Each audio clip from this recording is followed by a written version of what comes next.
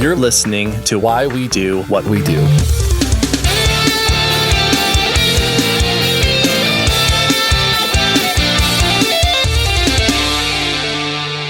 Welcome to Why We Do What We Do. We are a psychology podcast, and I'm going to be your Adonis host, Abraham. And I'm going to be your Herculean host, Shane. Lovely. Maybe more Atlas. I'm larger, so. Fair. We tackle all kinds of psychology-related things, which is mostly human behavior, some animal behavior, and all kinds of other psychology things. And today, we are talking about exercise. This was a topic that came to us by Abraham. Abraham thought it would be a fun thing to dive into. And it was really interesting to put together because I realized as I was reading the notes and organizing my thoughts around it and kind of creating the narrative, I realized how little I exercise and how much I absolutely truly hate exercising compared to when I was a kid. I used to have no problem with it, but now I'm like, oh, everything hurts. That's probably pretty relatable for a lot of people, would be my guess. Yeah, for sure. Unless you're jogging and listening to the podcast, but then it's like, maybe you don't get that. I don't know. Maybe even several runners are like, yep, it is the worst, and I do it anyway. And that's kind of what we're going to talk about. The reason I was interested in this is there are a lot of people who claim there's this link between mental health and exercise, and that one way of helping to manage mental health is to incorporate some amount of exercise, right? Mm-hmm. Yeah. And the other thing I wanted to tackle is sort of why we do this exercise thing and what are we actually getting out of it in performing these activities. So we're going to try and ask and answer a few questions about exercise. So we're going to unpack the history of psychology and exercise and kind of the research around that stuff. We're going to talk about if we can exercise too much. We're going to talk about why does the idea of exercise seem to help, or why does it seem to help mental health? And we're going to start with a little bit of a background. So just like all of our episodes, one thing we like to do is a little bit of definition. So the first definition we want to talk about is the idea of exercise. Exercise is activity requiring physical effort carried out to sustain or improve health and fitness. So that's what we're going to be focusing on as a primary element of this talk. There's definitely lots of physical effort that does not sustain or improve health or fitness. Yes. That we may or may not do anyway. Like going to a party. Yep, that is exactly it. It's physically exhausting for me because I'm socially awkward. But doesn't improve my health. Physically exhausting. That's good. You also noted as you were talking about the idea of exercise supporting mental health, and more than just the idea, because I'm not sure the idea would do much, although I'd be curious to see if there's any research on that, but the actual exercise itself. Mm-hmm. But that actually does beg the question of what do we mean by mental health? Because you just defined exercise for us. And although it seems relatively straightforward, we'll go ahead and define it just to ensure that we're all on the same page, which is mental health is a person's condition with regard to their psychological and emotional well-being. And so if there are mental health issues, then it is an issue with those systems where something is not working in, I don't want to say ideal fashion, but there are maybe some barriers to it being workable or successful in a way that the person would like it to be. Yeah, there may be some negative impacts from this area. You know, your psychological well-being, if it's not up to snuff, it might be having a drastic impact on your quality of life or something to that effect. So you'll see kind of as we explore this, a lot of times what we're going to be talking about today is going to be in reference to things like anxiety and depression, because those are commonly referred to mental health concerns. So you're going to hear those terms, mental health, and some maybe some more specific diagnoses used interchangeably. So exercise is often recommended by medical professionals to help reduce physical diseases and improve or strengthen one's body in a variety of ways. There are diseases such as obesity, diabetes, cardiovascular disease, and other related diseases that are often managed specifically through an exercise regimen of some sort. Yeah, and we're not going to get into the various treatments and the vast scope of what mental health treatment entails. We know that there are a lot of different interventions. What we're going to focus on here is specifically going to be exercise. All of the things between psychotropic medication, CBT, psychotherapy, behavioral treatments have yielded promising results for the treatment of mental health concerns and behavioral conditions within this realm, because science is cool. But we're going to focus specifically on the application of exercise and its relation to mental health considerations. And we did touch on this a little bit in a previous episode that we did looking at yoga Mm-hmm. And so if you're interested in hearing about yoga specifically, you might go check out that episode, because we're not going to get into that really in this discussion here. But we've already covered it, so we don't need to. Absolutely. Yeah, we've done it once. Never again. Wash my hands. That's right. Well, never. You're dead to me. All right, let's talk about exercise psychology. And before we get too far into this topic, it's worth exploring the idea of what exercise psychology really is. Their flagship journal is called Sports, Exercise, and Performance Psychology. And this describes the body of research in this area that, quote, supports the application of psychological principles to facilitate peak sport performance, enhance physical activity participation, and achieve optimal human performance, end quote. And this was a journal founded in 2011, so just recently crossed the 10-year threshold, which is great. Yeah, congratulations. Now, research in this area goes as far back as the 1960s. However, with the emergence of sports psychology, we found that in the 1970s, we started to take more of a hold. You saw more research in this area, more practice in this area, especially as more sports became televised and whatnot. You kind of see a burst in this area. Now, a fun note is that the first article in behavior analytic work that can be identified in this area is Förster, Nuremberger, and Levitt in 1962, titled The Control of Eating. It was published in the Journal of Mathetics. That's specifically what it said to me when I pulled that research. The Journal of Mathetics. Is that the Förster? The Charles Förster? It's likely. Okay. It was cited by the board, so... So, while this is kind of taking place, sports psychology in the 1970s, behavior analysts were doing it first and probably doing it better. I'm just kidding. I'm to take that back. But at least we were doing it for a little bit. There is some precedence for that. Yeah, that's great.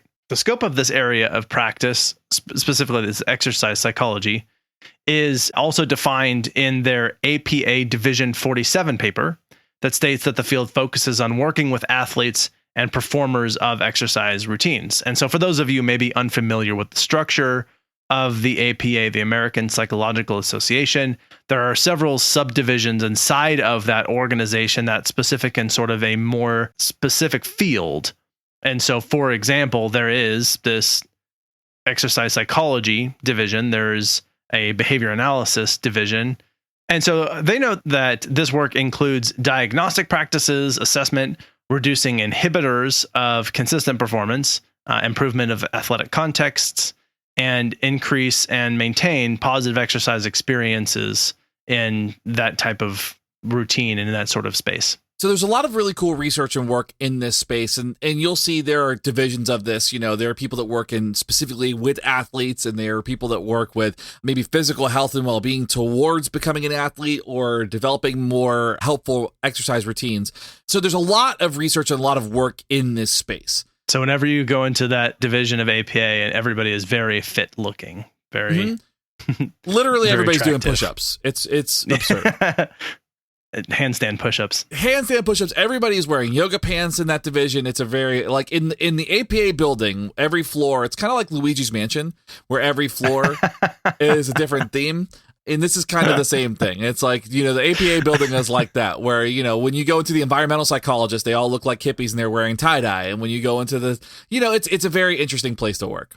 And the IO psychology is just it's a building, it's a business inside a business. It's a little like a nesting doll. Yeah, everybody gets a fax machine and they love it. So let's talk a little bit about exercise and why it works, why people think that exercise is helpful for mental health. There's some theories, there's some facts. We're going to try to break this down. What's important as we enter this is that at this time, nobody really knows why exercise can help to improve psychological well-being, but there are a few theories. And so we're going to kind of share those to talk about what people are kind of tossing around to start exploring a little bit more. But just as a kind of heads up, we don't really know. And one likely theory that most people will have heard is this idea that it has to do with brain chemistry, and specifically that it increases serotonin output in the brain, as a theory that some people have proposed.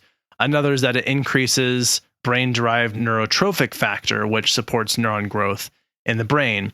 And to an extent, that does make some amount of sense, just because whenever you're doing something, particularly you're doing it repeatedly and you're doing it a lot, then what you're essentially doing is building fluency in that thing, and that is learning. And learning is altering your body's overall physical makeup, which often includes building muscle groups as well as building neural connections. So it does make sense that's a very reasonable hypothesis to me. Yeah, absolutely. Another one is that it normalizes sleep. If we hadn't talked about sleep enough, go check out all of our episodes on sleep. So much. We've done so much on sleep. Sleepwalking, how to ruin your sleep. Go check that out. That's good stuff. Yeah. They think it can actually boost your overall outlook of just life in general because you're engaging in meaningful activities, you have a sense of accomplishment, and also too they think that because stress is moderated by the activity, that it's a good stress reliever, and more engagement in activities helps reduce stress so that you can manage and self-regulate a little bit better. You know what we should do is we should actually put a sleep playlist on our website. Oh yeah, we should. Why haven't we done that? I don't know. Is it just going to be something about the Postal Service? That's right, yeah. That will be playing in the background the whole time on a loop. That's what'll happen. The district sleeps tonight. It's great. Yes. Just the song. Maybe just the chorus. All right, so if we're talking about this exercise, and if exercise focuses or at least contributes to the physical well-being of someone, and mental health is primarily focused on the mental and emotional well-being, then where is the connection? Why are we talking about this sort of link if it exists? Well, some people are reporting that there are important effects when exercise is incorporated into those mental health treatments. But before we do that, let's hear an ad from people that you have to pay to get things from, and they're going to talk about those things that you pay for.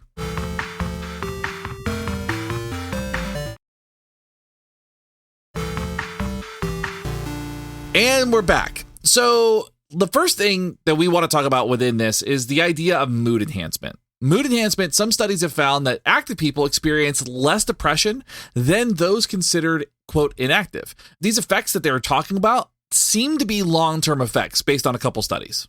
So there's this Blumenthal 2007 study that assigned an intervention to 4 different adult groups who were defined as lovingly sedentary. The different groups were supervised exercise, home-based exercise, antidepressant therapy, or a placebo. And hey, see our episode on placebos, which we've also done. We done it. It was titled Real Fake Medicine because I thought that was a clever title. I like it. In the study, they found greater rates of remission in patients who engaged in regular exercise routines or in antidepressants, which I think kind of says a lot a positive about antidepressants in at least this particular case. It was nice because, you know, on one hand you could exercise, on the other hand you could use antidepressants, but both seem to work pretty well. So, and now in a 1-year follow-up with the same patients, those patients who maintained an exercise routine had lower depression scores compared to other patients who stopped engaging in said routines. And that's from Blumenthal 2010. So they did a follow-up study with the same patients, and they found that those folks that continued to exercise, that continued with that activity, maintained really low rates of depressive symptoms. All right, so we're talking about the depression, about general mood disorders potentially. What about anxiety? Ooh, I like that one. So Smits and Otto in 2008 found that regular exercise helped to reduce anxiety sensitivities in some of their patients. And so in this study, they tested 60 patients who self-reported high rates of anxiety. And they found that a regular exercise routine produced similar physiological effects as the anxiety, which helped those patients then recognize those responses and essentially expose them to those symptoms in a safe environment. Yeah, so when you think about the symptoms of anxiety, usually shortness of breath, increased heart rate, sweating, those symptoms, those physiological symptoms that you might experience are similar when you exercise, right? So if I'm exercising, especially doing cardiac work, my heart rate is increasing. I'm feeling the higher blood pressure. I am breathing heavier. I'm short of breath. I'm sweating. So what was happening was the participants were able to identify those physiological responses without the experience of anxiety. So they were able to kind of start triggering or identifying those effects outside of those exercise routines too. I see. So this was sort of like an awareness training. Yeah. Like they maybe didn't realize when they were starting to experience anxiety, and this is helping them to sort of pinpoint physiologically for themselves what it was like. Mm-hmm. That's kind of cool. Yeah, it's cool. And you'll see this in the next study that they do too. So in Smits et al. 2011, they completed a study where they had volunteers breathe CO2 enriched air. And what this does is it triggers similar responses that someone with anxiety might experience. And what they found is that those who had regular exercise routines were less likely to panic than those who were considered more, again, lovingly sedentary.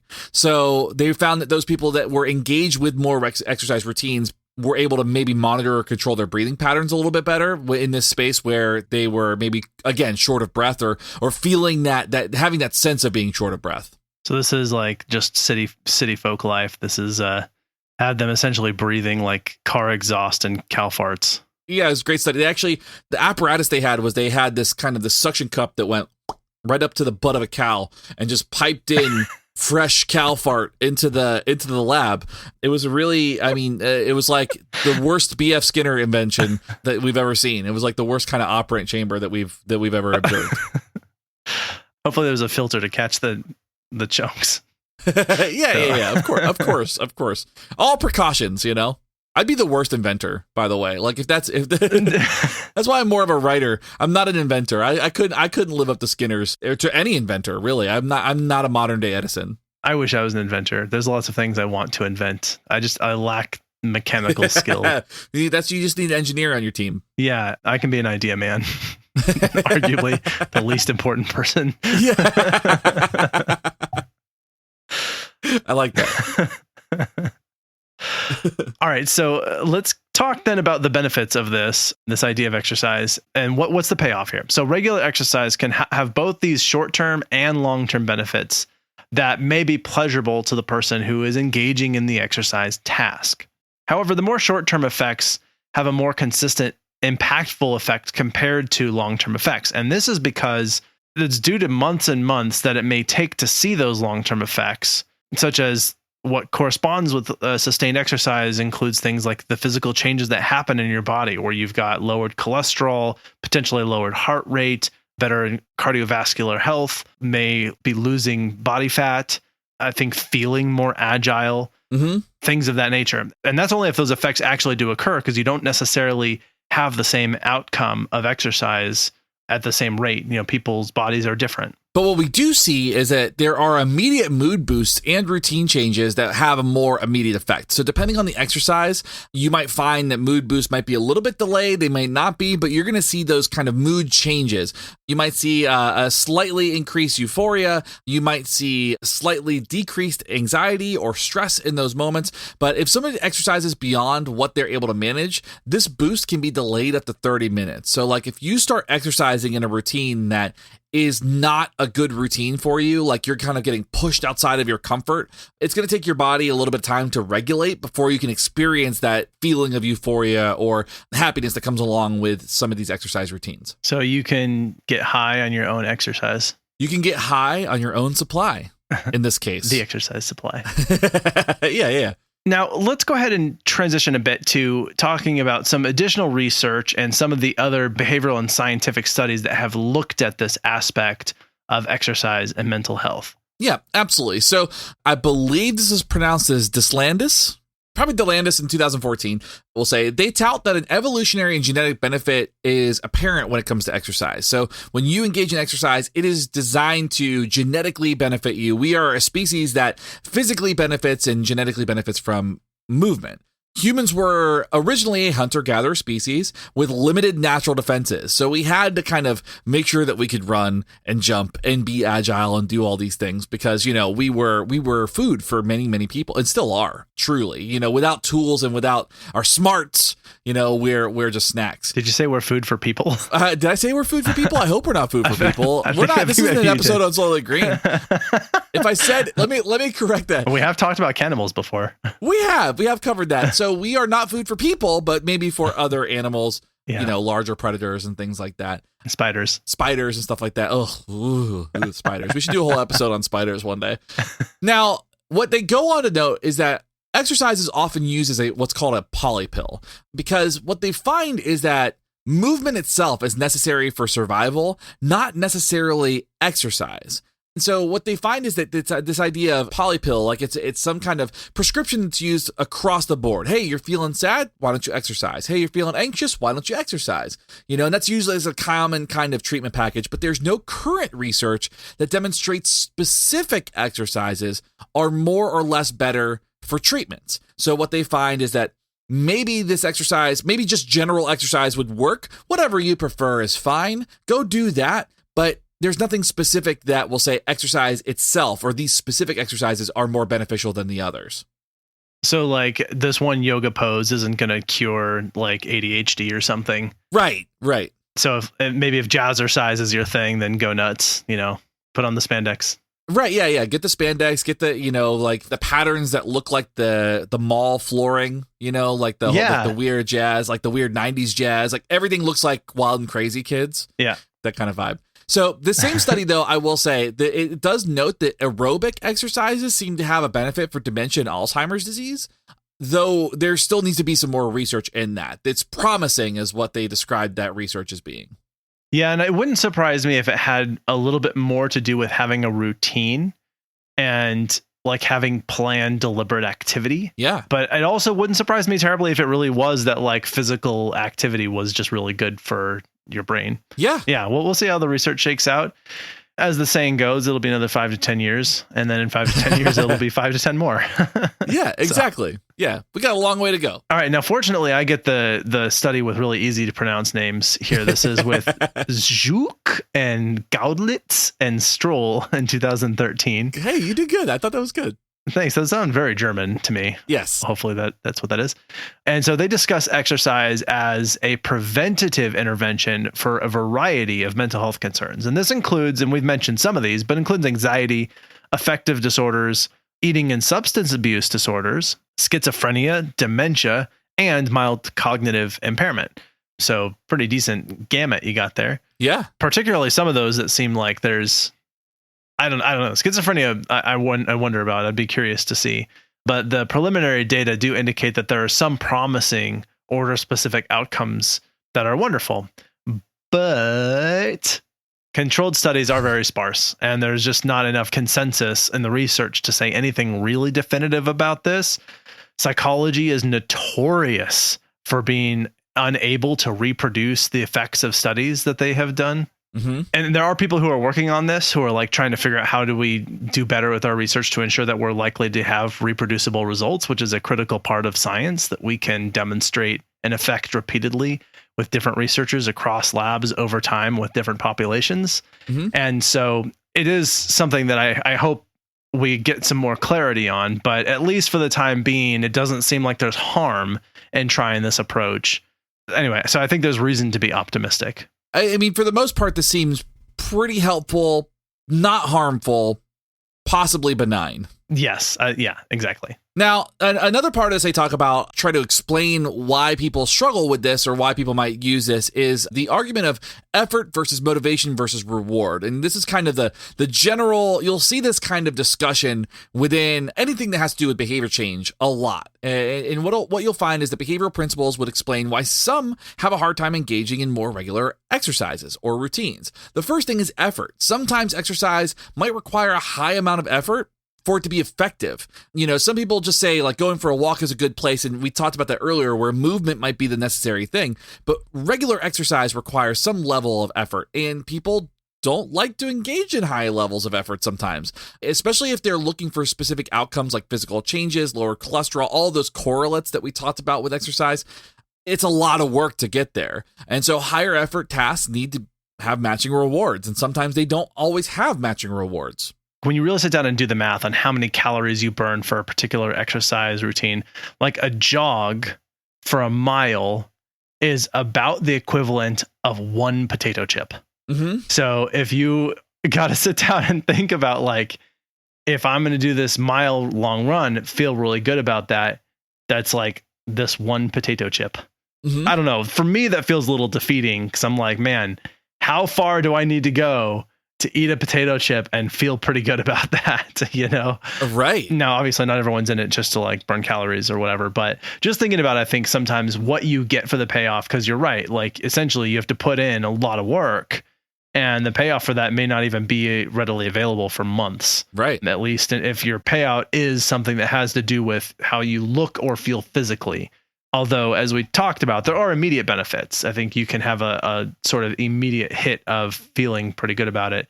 The dopamine rush they like to talk about and things. Yeah. But the other thing, as you mentioned, was motivation. And mental health challenges can present unique motivation issues. And that's really important in understanding the extent to which exercise is likely to work as an intervention. For instance, depression, when people are suffering from depression, there often is reduced motivation to do anything at all, even just lift your body off of its lying position. Mm-hmm. You're lying, on your bed or on your couch, to even just to move from that can feel like a enormous task, let alone getting up and doing some sort of exercise, right? Right. And now this will ebb and flow given the moment and the situation and context, etc.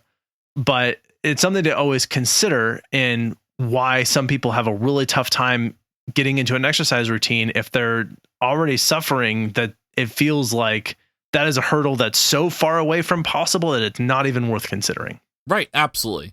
And speaking of kind of the considerations and all that with motivation, another part of this is the idea of reward. And delayed rewards can really cramp someone's style. I mean, that's just what it comes down to. If I tell you you're going to get $1,000 in a year from now, you're probably, $1,000 is cool, but it's going to take a lot. It's going to take a little bit of like finessing to feel okay with that because it is so far away. I'll do it. I'll do whatever it is too. Like, give me $1,000. I'm fine. Now, there is a combination of short-term and long-term rewards that are more likely going to maintain that change, that exercise, that routine change, right? Like, you're going to get those short hits of dopamine. You're going to get that long-term change that, maybe it's a physique change. Maybe it's, some kind of praise from your doctor for engaging in a routine, whatever it is. You have to have this combination of things to make this routine work really well. Absolutely. And I have some of my own hypotheses about how or why exercise might be useful for mental health. And I'm going to share those after we rudely interrupt this fascinating conversation to listen to some people spout things at you about something they're trying to sell.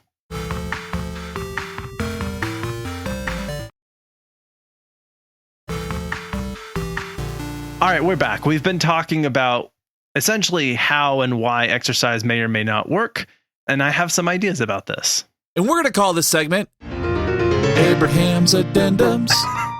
That was great. I love that. So, and this is really just, this is not based on evidence. This is not based on science, but it's based on essentially what I understand about human behavior, how it works, and ways to interpret and look at what is going on psychologically when we see these sorts of things. Like, why would exercise, for example, be useful in any kind of mental health setting? Because as we've mentioned before, they're not intuitively linked. Right. Not really. I mean, we can sort of put it together logically, but not intuitively.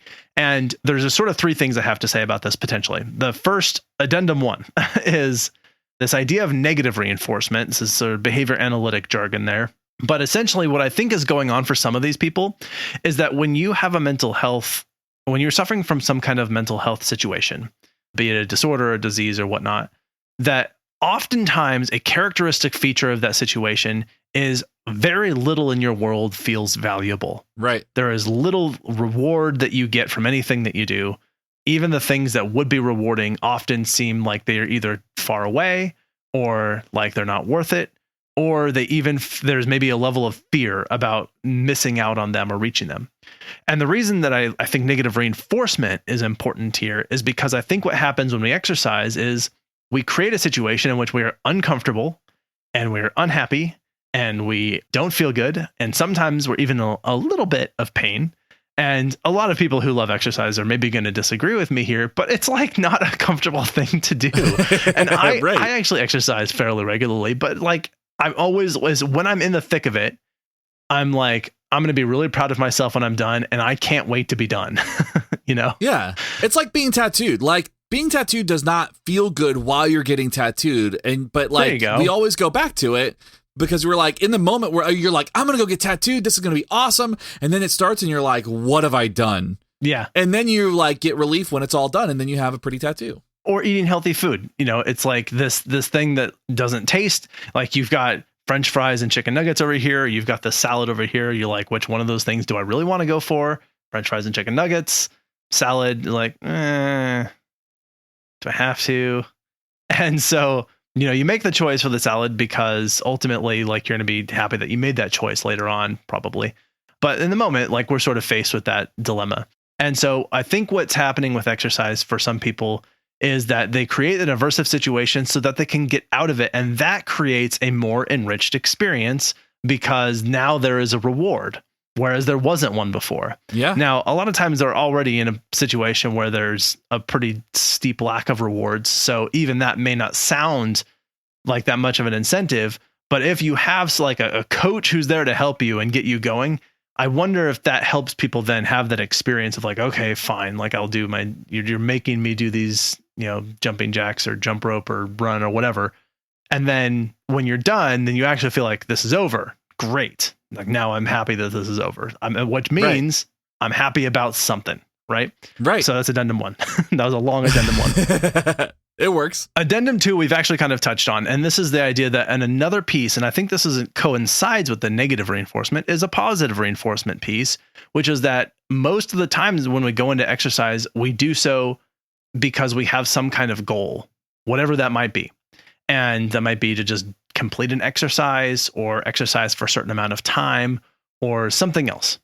Maybe it's social. I mean, if people go to the gym and they have like a sort of a community there, then that will definitely help with that as well. But there's some kind of outcome we're looking for. And if we then complete our goal, and presumably we're setting one we can hit, and I think most people are, hopefully, then there's this sort of reinforcement, this positive reinforcement of this feels good because I did the thing that I wanted to do. And there's this correspondence between what I said I was going to do and what I did. Yeah. That's addendum 2 is and I think I think you can have both. You can have both. I'm glad this is over. I get to be happy about something, which is I'm no longer uncomfortable. Although I had to create being uncomfortable first, but that's okay because now I feel good that I'm not. Right. And then the addendum 2 is also I hit this goal that I set for myself. That feels pretty good. Or maybe that someone else has set for me. The last one I have is that I think that there are sometimes mental health problems that come from health problems.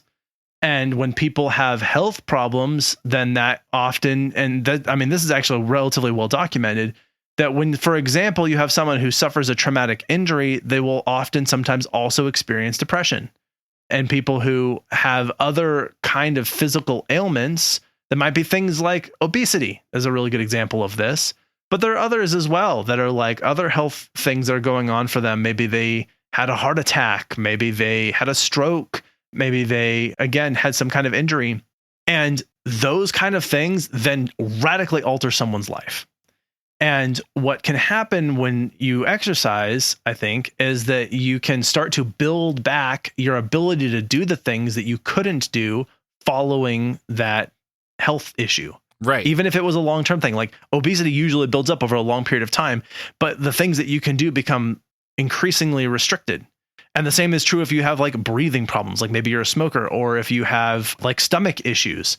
And so as the range of activities narrows, what could happen is as you build your health back up through exercise, then those range of activities expands. And so then by just addressing the physical health problems, you have also correspondingly addressed some of the mental health problems.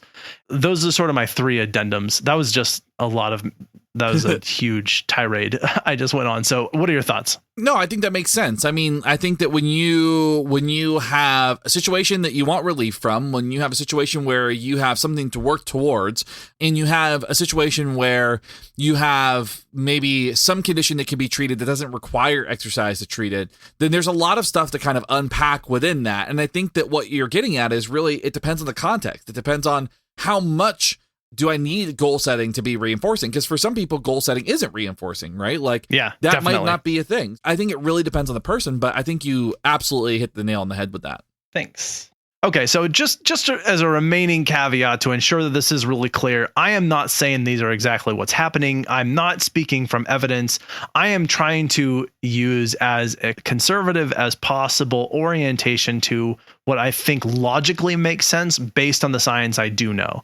And just things that we hadn't touched on yet, that I think that those would be potential reasons. I could be 100% wrong about all of that. Right. I just wanted to share, that that's something that had occurred to me that I was thinking and trying to sort of make sense of this because I've heard this before.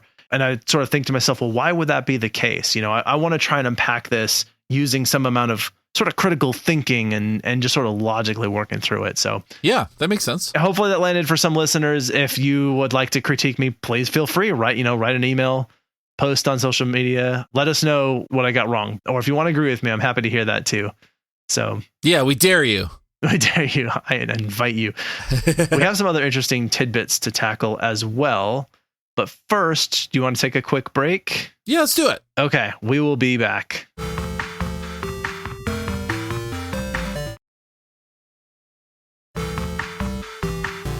All right, the advertisers have done their dirty business. It is time to get back to our discussion. We were just talking about my addendums for understanding the potential link with mental exercise and mental health. And we have some other sort of fun, interesting tidbits as well. Yeah. So in one of the studies that we had looked at for this, the researchers had evaluated the possible effects of exercise on rats specifically. And they had paired more submissive rats with more alpha rats. And during the first few weeks, the alpha rats would intimidate the smaller rats. Ooh. I don't know if they were like giving them wedgies and stuff or like bully rats, posturing. Bully rats. We didn't like the bully rats. Jerks. But what was found was that for the submissive rats that had a less enriched environment, they had food and drink minimum, they didn't have as many activities and stuff, they were more likely to avoid stressful situations, reduced exploration of their cages, and for the rats that had a more enriched environment, which included exercise wheels that they regularly used, they exhibited less stress-related behaviors. So they found in rats with the ability or the opportunity to exercise more, they were engaging in less of this type of stressful behavior. So if we assume that humans are also rats, then we should just give humans exercise wheels. I would fund that research 100%. I feel like I kind of want to run in an exercise wheel, like a human-sized exercise wheel. I feel like I'd be really curious about what that's like. I feel like I would lose my footing very rapidly and I would fall. Probably at first. But once you get used, sort of like the death cage of the motorcycles, like once you figure out how to do it, then you can like do it all day. Oh yeah, I guess that's fair. Yeah. I don't know. That'd be my thought anyway. Not that you'd want to do it all day. Yeah, exactly. Like I want my body to tumble around inside this wheel without any control at all. The way it spins, you're going to hear like that whole thing where like the noise just goes flying by you. It's going to be like, yeah. I thought maybe you're going to say it sounded like a dryer, and you put your clothes in there and you just hear tumbling. That too. I'm large enough that that's what it would sound like. It would sound like when you put shoes in a washer. Yeah, that. All right, this is probably fairly obvious, but one thing that you should know is that there is such a thing as too much exercise.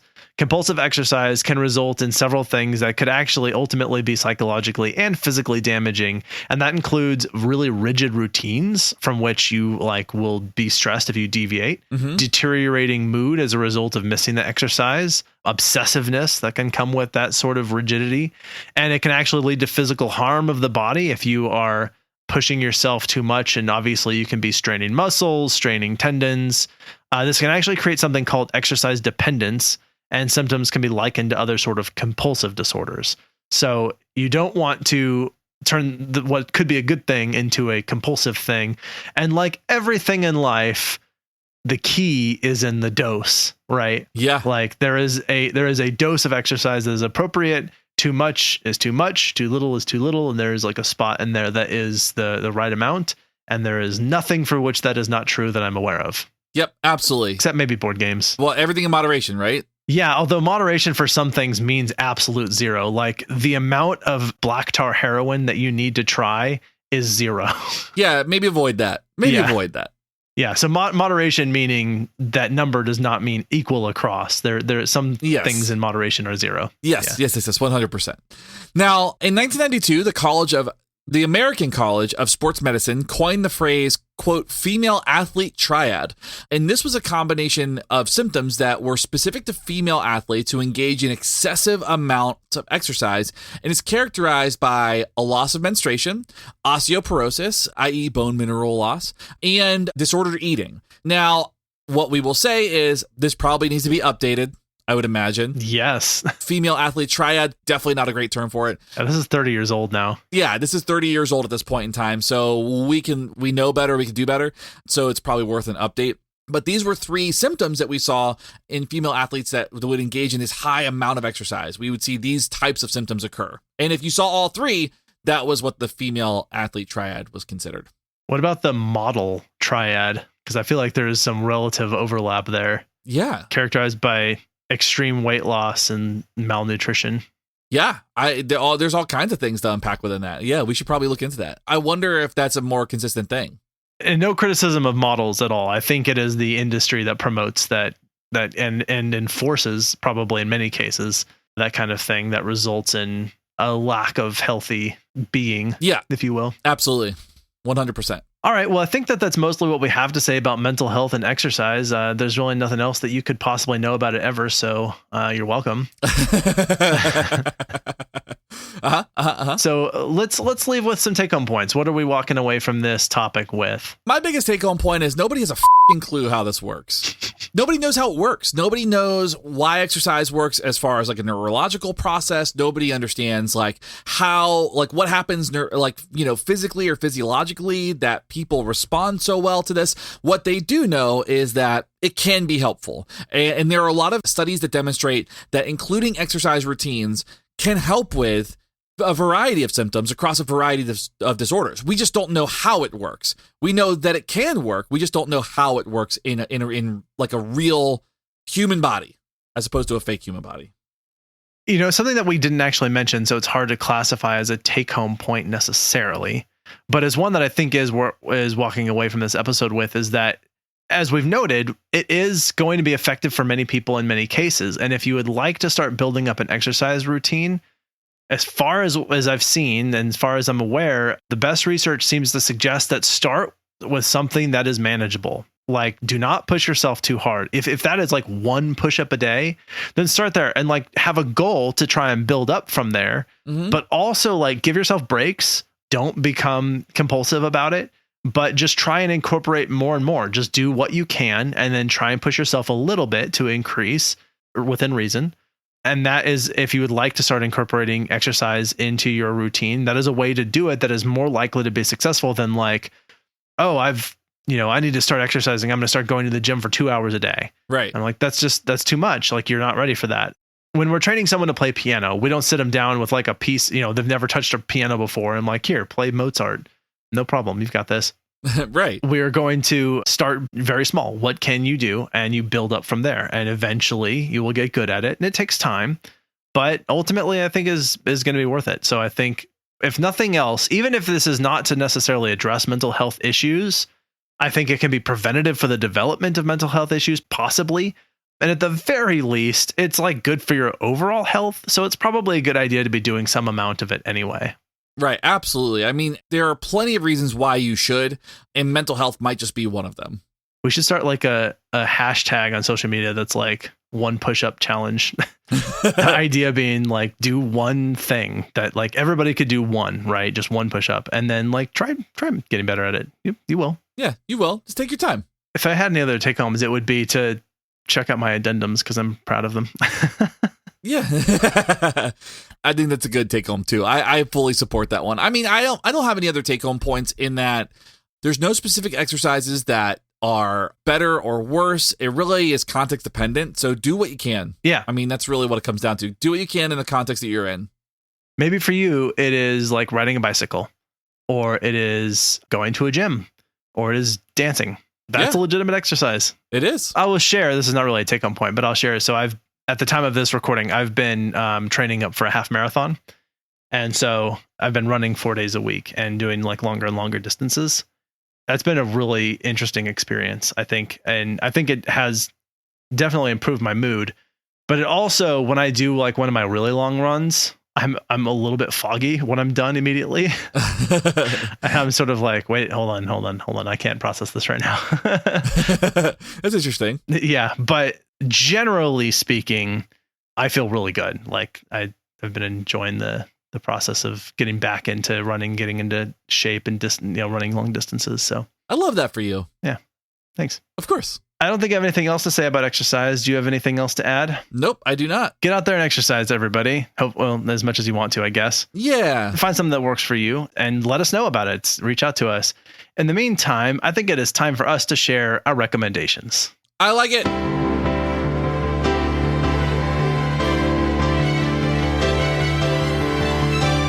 Recommendations. All right. I am recommending a TV show. This is all I'm doing anymore, is recommending TV shows on Netflix. And that's what I'm doing again here today. That's okay. Yeah. I mean, there's just, it's fun. It works. So a long time ago, I recommended Space Force, the TV show on Netflix, not on Amazon, on Netflix. And I thought it was fun. I thought it was good and I enjoyed it. And now Space Force season 2 is out. And I watched the whole thing in like 2 days because it is so funny. Really, really well set, like comedy and humor. And the thing is, and I was commenting on this to my partner that, so this is developed by Steve Carell and Greg Daniels. And Greg Daniels famously worked on The Office with Michael Schur. They've both gone on to do amazing, great projects. Both of them are responsible for shows such as Brooklyn Nine-Nine, Parks and Recreation, Upload, and not necessarily together, but those are projects they've been on. And so I feel like Greg Daniels and Steve Carell in this particular case, they have such an amazing knack for writing comedy that's not just jokes.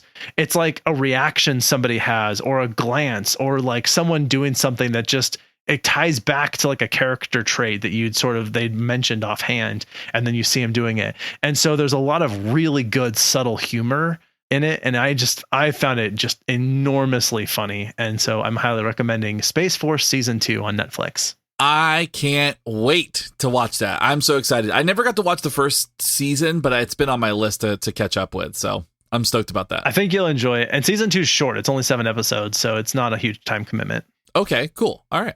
It's on my list. Cool. My pick is not funny at all, so be prepared for that. It's a record from a band called Integrity, and the album is called Howling for the Nightmare Shall Consume. It's so scary. Wow. Yeah, so this band is they're an interesting band because they are a band they were based out of Cleveland, Ohio, and they started as like a hardcore band, kind of, but they were like kind of like metal influenced. And they have, over the last few decades, I mean, their first albums came out in like the early 90s. Over the last few decades, they have really shaped up and become definitely more of a metal band. Straight up like black metal influence type of metal. And so this album is their latest full length, and it is scary. It is aggressive. There's a song that's a dedication to Lemmy called Die With Your Boots On. There's a song on here called Hymn for the Children of the Black Flame, which is so scary. Wow. And it's just very like, they lean very heavily into like metal imagery and all that. And it's just a really fun, great listen. If you like that sort of thing, obviously. If you are more of a fan of Burt Bacharach, this is going to blow your mind. But so that's what it is. Integrity, Howling for the Nightmare Shall Consume. Just a great metal record. So I hope you enjoy it. Interesting. I'm going to have to check that one out. It sounds scary, but maybe worth the time. Yeah, it's worth the fear.